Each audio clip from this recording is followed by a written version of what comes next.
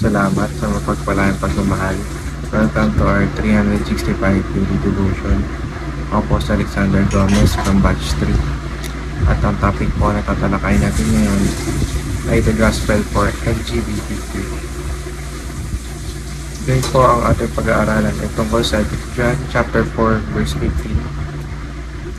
At buksan po natin ang ating puso at isip sa magandang salita ng Diyos. Sinasabi sa verse na, "If you love me, keep my commands."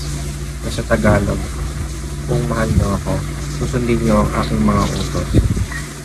Sinasabi sa verse na, kung mahal daw natin ang Panginoon, ay dapat sinusunod natin siya. Kagaya lang sa mga magulang natin, diba kapag mahal natin sila, nire-respeto natin sila at sinusunod siya. Ganun din sa Diyos.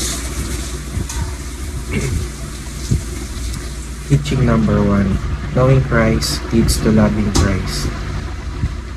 Unahin natin kilalanin ang Panginoon dahil kapag kinilala natin siya, tiyak na mapapamahal tayo sa Kanya.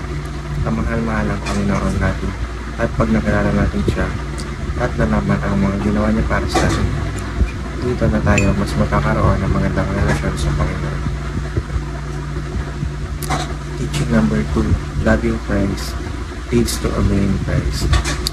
Kapag nakilala natin ang Panginoon at napamahal na tayo sa Kanya, ang kasunod nito ay ang pagsunod sa mga utos niya.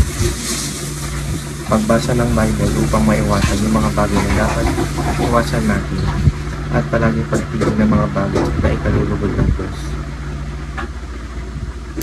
Teaching number 3. Obeying Christ leads to imitating Christ. Habang sinusunod natin ang Panginoon, doon na tayo nag-start na may Christ-like. Magiging kagaya na natin siya sapagkat sinusunod natin siya at yung mga ginawa niya. Ginagawa natin halimbawa ang Diyos sa pang-araw-araw natin gawain. Application number 1. Know Christ with the intent to love Him. Kapag kinilala natin ang Panginoon, dapat kilalanin natin siya sapagkat gusto natin siyang mahalin at hindi dahil gusto lang natin siyang makilala. Application number 2. Love Christ with the intent to obey Him. Kapag mahal natin ang Panginoon, dapat bukas ang isip at puso natin na sunod sa Kanya.